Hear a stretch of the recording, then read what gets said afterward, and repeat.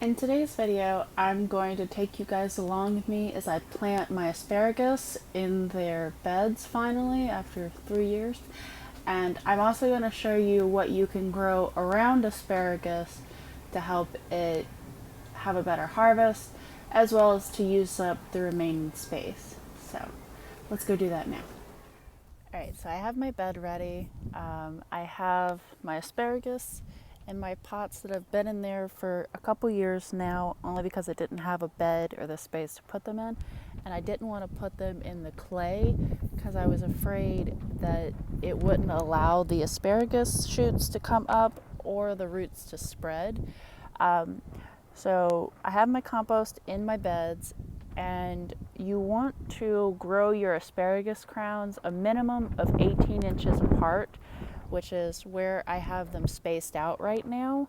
I'm also going to stick one in the center if I can, and then that leaves all this room on the outer edges to plant other things, which we'll get to.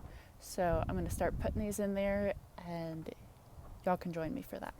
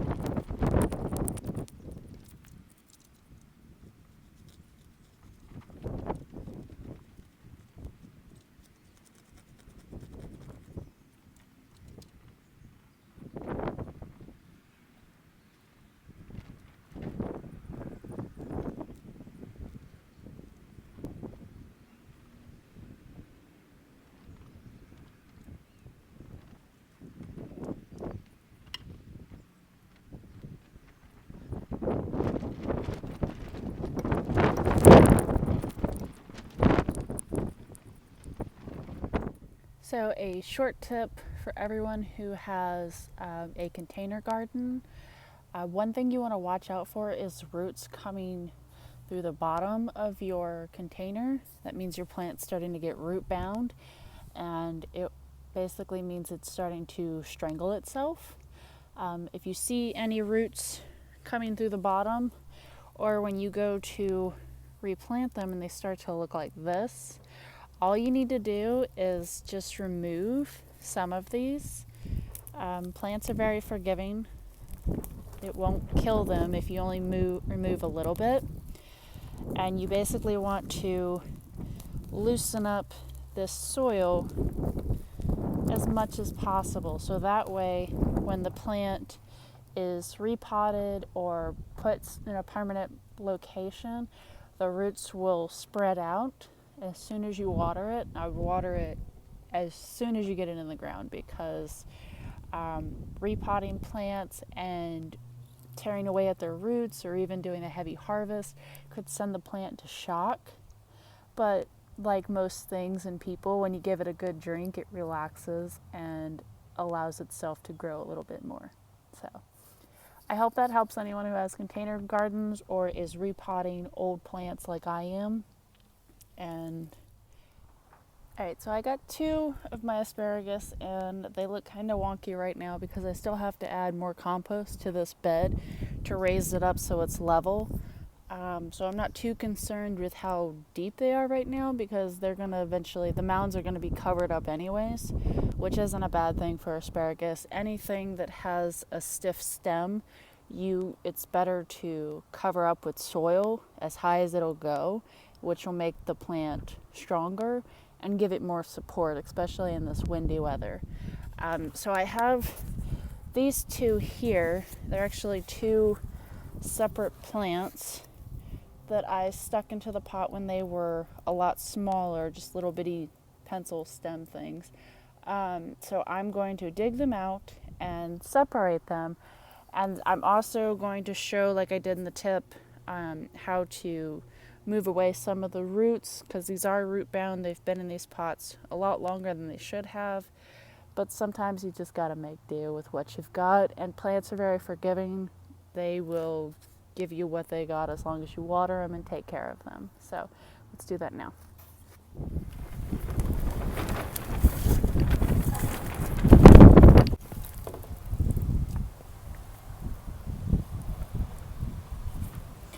could easily separate plants just by getting something sharp to cut them with.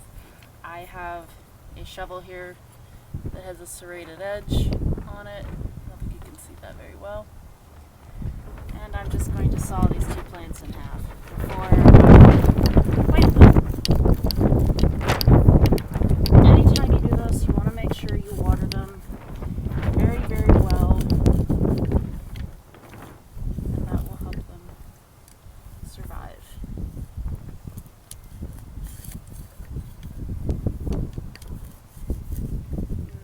Yeah, you can see all the roots down there that are going to need to be taken off. It's very good that they are very forgiving.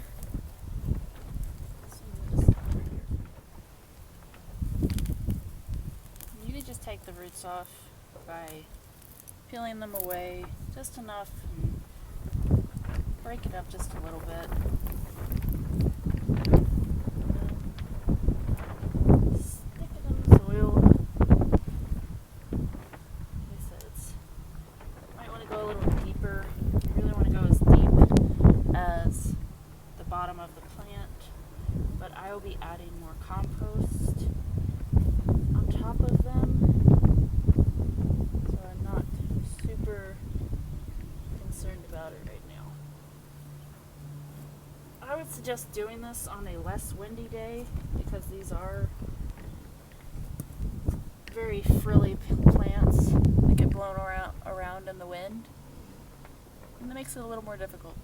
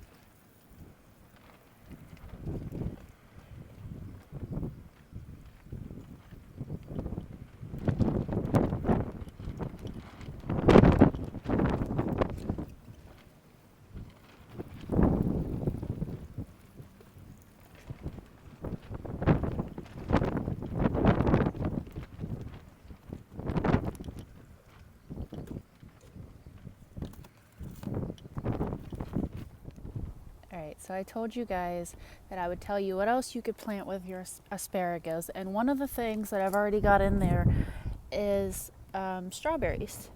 I've seen numbers of articles and Pinterest tips, Facebook tips that you can actually put strawberries in with your asparagus and they will help each other out. I've never tried it before. This will be my first year trying it. So you'll get to join me on that journey to see how the two go with each other. And if worst case scenario, I can always just dig the strawberries up and stick them back in my strawberry patch. You can also put lettuce around your asparagus. There is a rumor that apparently Thomas Jefferson loved planting lettuce with asparagus. It's one of the things we learned about in homeschooling this week. So I just have Baker Creek lettuce. I'm not even going to attempt to try to say that. It looks similar to freckle lettuce, and then I just have giant Caesar lettuce, and I'm going to sow them in the little rows that I've already dug out. And you want to sow those about 1/4 of an inch deep, and then just cover them with soil and water them really well, and you're good to go. So let's do that now. Alright, so I'm just going to mix these half and half.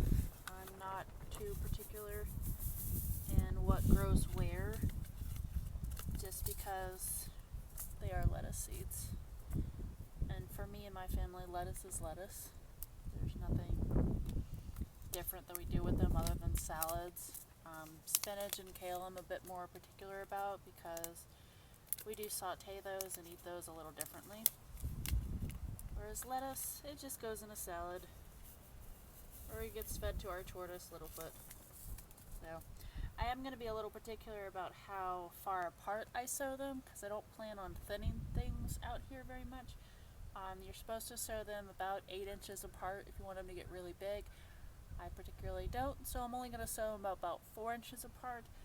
This is about 3 to 4 inches, so I'm just going to use it as a marker. And I'm going to put about 2 or 3 seeds per mark.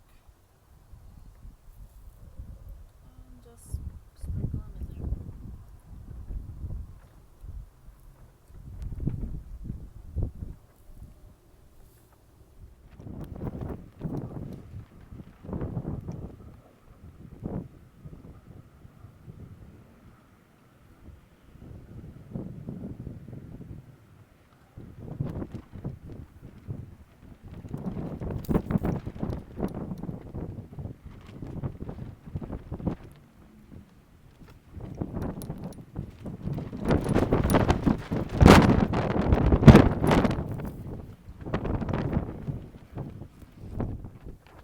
So once you get them all sown in there, you just give them a good drink and let them do their thing. I mean, lettuce is one of the easiest things to grow, in my opinion. They don't need a ton of water. They need a good ample amount of sunlight, and that's really about it. So thanks for watching, guys. Have a good day.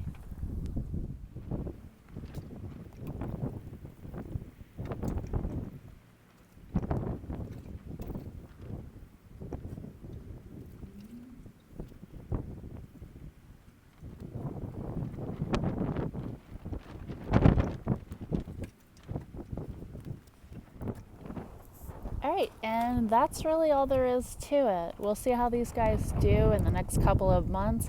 And worst comes to worst, we can always just try again. Even if it fails or it doesn't live up to the standards that I hope it lived up to, I can always just start again from new crowns, new seeds.